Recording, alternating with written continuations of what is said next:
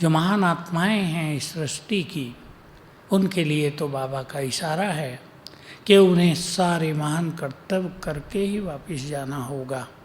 बाकी सबको अपने कर्मों के अनुसार अपने अपने समय पे वापस जाना होगा।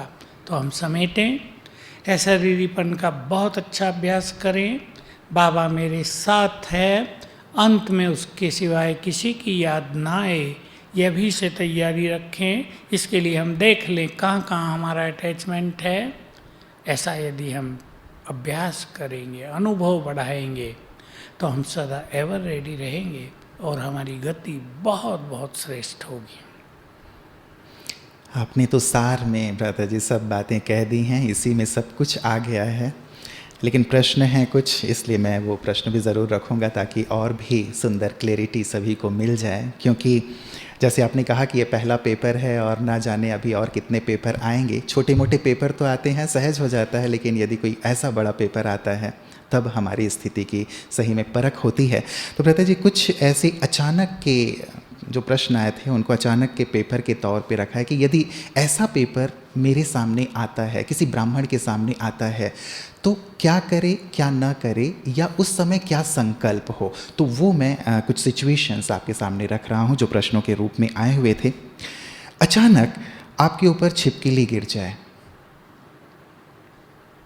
कुछ नहीं, छिपकली भाग जाएगी, वो डरती है हमसे, वो बेचारी तो हम परेशान डर हो जाते जाएगी। हैं। हाँ। अचानक गिरी, हम घबरा जाते हैं, तो वो तो एक सेकंड में हमारी स्थिति घबराहट की हो गई ना। बस यही है कि हम इसको सहज भाव से ले और हमें ज्ञान हो। छिपकली काटती नहीं है बेचारी, वो बहुत डरती है, बहुत जेंटिल जानवर है वो, कुछ ऐसा खतरनाक नहीं। सांप गिर जाए तो डरने की बात थोड़ी लगती है, छिपकली आदि तो बहुत सिंपल है। हम जितने निर्भय होंगे, देहभान से मुक्त होंगे, तो ये चीज़ें सहल है।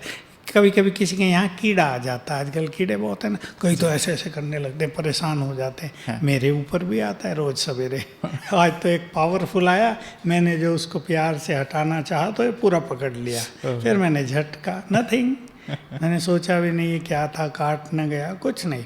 ये अपनी सहज स्थिति जैसी जैसी हम बनाते हैं, तो ये सब चीज़ें हमें। क्योंकि भ्राता जी प्रश्न इसीलिए है क्योंकि बाबा कहते हैं 1 सेकंड का पेपर होगा, तो उस 1 सेकंड में तो हम घबरा गए ना जाने कितने सेकंड निकल गए। इसीलिए बस इसीलिए लंबे समय से निर्भयता की स्थिति, साक्षी भाव अगर होगा तो इन चीज़ों में हम घबराएंगे नहीं। ये बड़ा ऑटोमेटिक है, सहज भाव से गिर गई, हमें जैसे पता भी नहीं चला कुछ गिर गया, गिर के उतर गई, तब हम देखेंगे ये तो उतर भी गई, ऐसी स्थिति होनी चाहिए। ये हो जाएगी।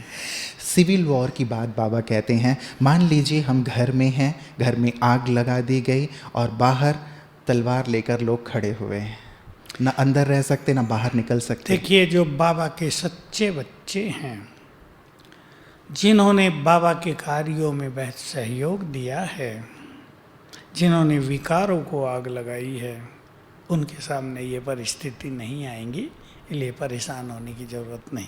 जी जी जी। संकल्प ये रखें कि जो श्रेष्ठ आत्माएं हैं, योगी हैं, जिनकी छत्र छाया स्वयं भगवान है, उनको ये परीक्षाएं नहीं आएंगी। अचानक पता चला, अब इनके प्रश्न है तो मैं रख रहा हूँ भ्राता जी। अचानक पता चला, क्योंकि ये भी तो हो सकता है ना, जिसके लिए मैं मेंटली तैयार रहूँ। अचानक मेरे किसी प्रियजन की मृत्यु हो जाती है, जवान बेटे की मृत्यु हो जाती है अचानक, बिना किसी कारण। ये बड़ी परीक्षा आती है बहुतों के सामने, और इसमें कुछ लोग फेल हो जाते हैं, थोड़े लोग पास भी हो जाते हैं, क्योंकि अचानक होता है। कभी कभी ऐसा होता है, अभी बच्चा था, आधे घंटे में नहीं है। बहुतों के साथ ऐसे हो गया है। अब माताएं तो माताएं हैं, फिर इमोशनली भी जुड़ी रहती हैं, आंसू भी आ गए, कुछ हो गया। ये कोई बड़ी चीज़ नहीं है, लेकिन स्थिति बहुत हिल गई। क्यों हुआ? बाबा को ही गाली देने लगे, मेरे जवान बेटे को क्यों ले लिया तुमने, और नहीं मिले थे क्या तुम्हें अच्छे लोग दुनिया में, मेरा ही मिला था क्या? तो स्थिति हिल गई, बाबा को भी छोड़ दिया, ये फेलियर हुआ। लेकिन जल्दी ही अपनी स्थिति संभाल ली, तो नो प्रॉब्लम, पास हो गए। जी जी जी। मुझे लगता है कि हम सब चेक करते चलें कि ये सिचुएशन नहीं आएंगे जैसे भ्राता जी ने कहा है, बट स्टिल पेपर हमारे पास किस प्रकार के आ सकते हैं, लोगों के सामने यदि आ रहे हैं, हम यदि उस सिचुएशन में हैं तो हमारी स्थिति कैसी हो, हमें मुझे लगता है कि चेक करते चलना चाहिए ताकि हम एवर रेडी की ओर बढ़ सकें।